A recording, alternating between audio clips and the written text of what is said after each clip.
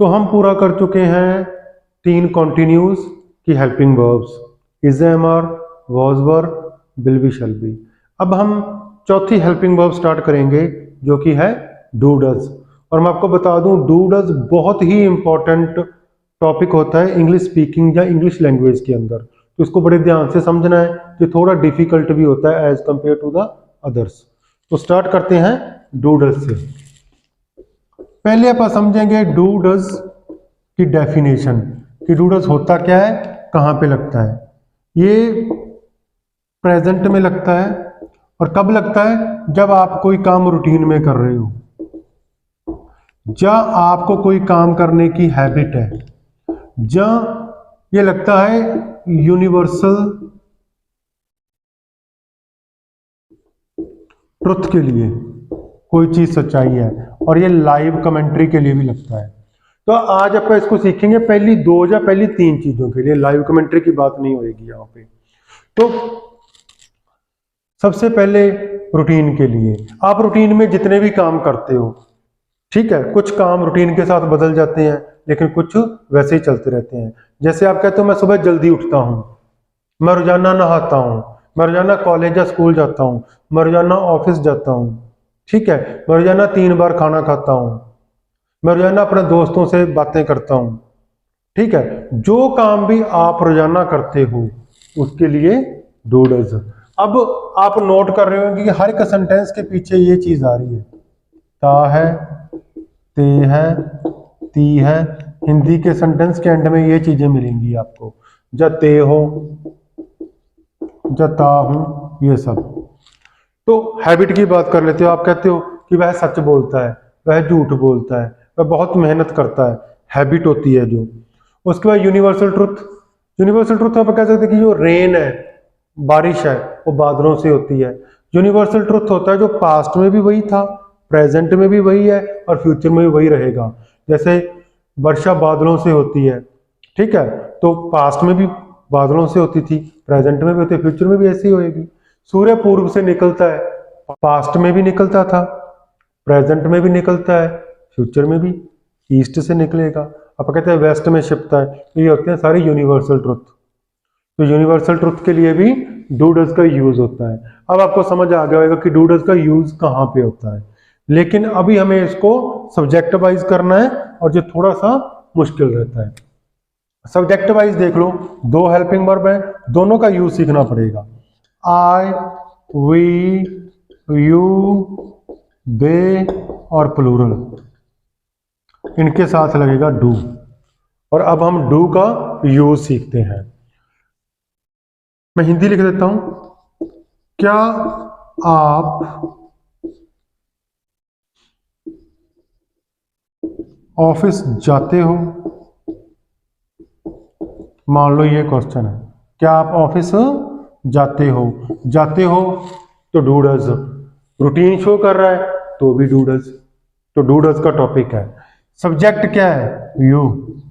Question है तो subject से पहले हेल्पिंग वर्ब लगेगी, पीछे तीनों टॉपिक्स में अपने सीखा है, तो इसके साथ लगेगा डू, डू यू, क्या आप। उसके बाद हेल्पिंग वर्ब, सब्जेक्ट, वर्ब, इसमें वर्ब की फर्स्ट फॉर्म लगेगी यहां पे, तो do you go to office? क्या आप ऑफिस जाते हो? Do you go to office?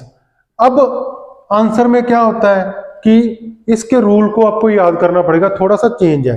ये तो सेम आ गया, फर्स्ट फॉर्म आ गई। यस वाले में इसके यस वाला ही सबसे ज्यादा प्रॉब्लम क्रिएट करता है। मैं ऑफिस जाता हूं, I do, subject, helping verb, verb आएगी गो टू ऑफिस, लेकिन ऐसे नहीं बनेगा।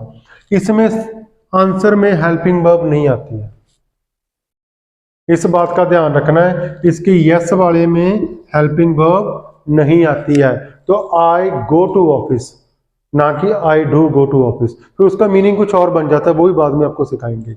आई गो टू ऑफिस, मैं ऑफिस नहीं जाता हूं, वही rule, I do not go to office.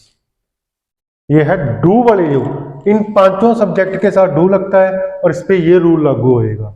Does वाले पे कोई और रूल लागू हो तो बाद में सिखाएंगे। तो do you go to office, I go to office, I don't go to office. क्या हम ऑफिस जाते हैं? हम क्या है? We. Do we go to office? We go to office. Do नहीं आएगा। We do not go to office, और नॉट में डू नॉट आएगा। यानी कि क्वेश्चन में, आंसर में और नेगेटिव में, तीनों में से क्वेश्चन और नेगेटिव में डू आएगा, क्वेश्चन के लिए भी नेगेटिव के लिए भी, लेकिन आंसर में सीधी फर्स्ट फॉर्म आएगी, और ये फर्स्ट फॉर्म डू का रूप होती है। आगे चलते हैं। क्या वे जाते हैं? Do they go to office? They go to office, they don't go to office. क्या लोग ऑफिस जाते हैं? People. Do people go to office? People go to office, people do not go to office. और ये जो मैं आपको समझाना चाहता था कि आंसर वाला इसमें कैसे बनता है, आई होप आपको क्लियर हो गया होगा। अब बढ़ते हैं डज वाले की तरफ। कहां पे, कौन से सब्जेक्ट के साथ डज आता है? ही, शी, नेम और सिंगुलर, इनके साथ डज आता है। और डज का रूल थोड़ा अलग होता है। मैं यहां पे लिख देता हूं, क्या वह ऑफिस जाता है? जाता है डू डज। कौन जाता है? वह, तो ही आ गया। क्वेश्चन के लिए हेल्पिंग वर्ब आगे आएगी। ही के साथ कौन सी हेल्पिंग वर्ब लगती है? डज। तो does he go to office? Does he go to office. अब सिंगुलर डज वाला आया है, तो डज के अब देखना है, जो भाई यस वाला बनाते हैं, तो ही सब्जेक्ट, फिर helping verb, does go to office. लेकिन ये सही नहीं है, इसमें भी डज हट जाएगा, डज हट जाएगा।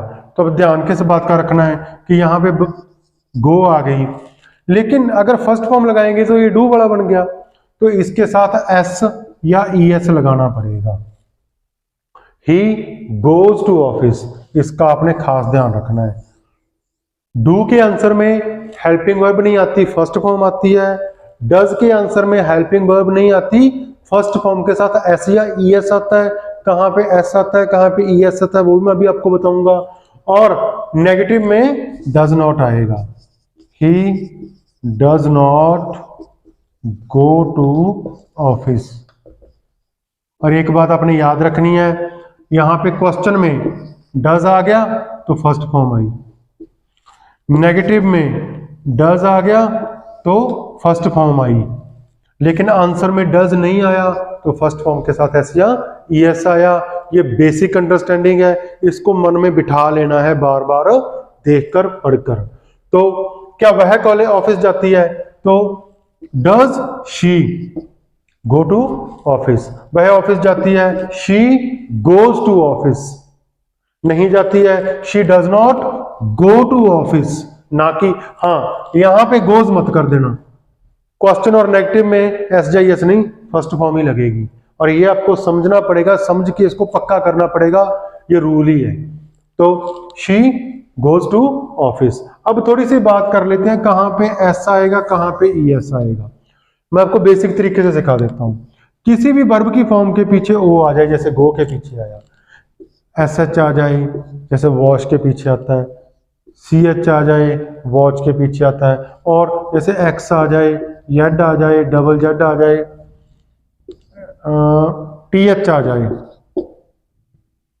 एस डबल एस आ जाए, किसी भी वर्ब के पीछे ये लेटर्स आ जाते हैं तो ईएस लगेगा। जैसे गो का बन जाएगा गोज।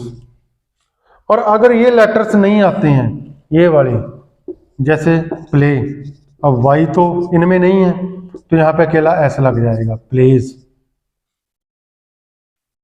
आई होप आपको एस और ईएस का मुद्दा भी क्लियर हो गया होगा।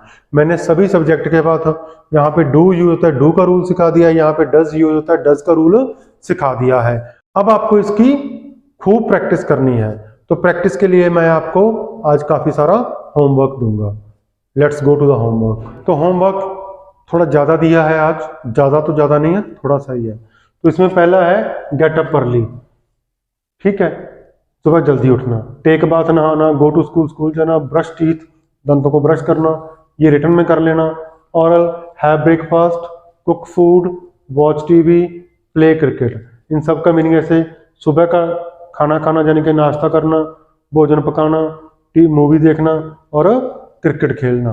तो ये सब आपका होमवर्क है, इसको ऑरल और रिटन में जरूर करें और इस टॉपिक को अच्छे से क्लियर करें। ये बहुत इंपॉर्टेंट है और आगे इंग्लिश में कई बार दूसरे टॉपिक्स के साथ भी यूज होएगा।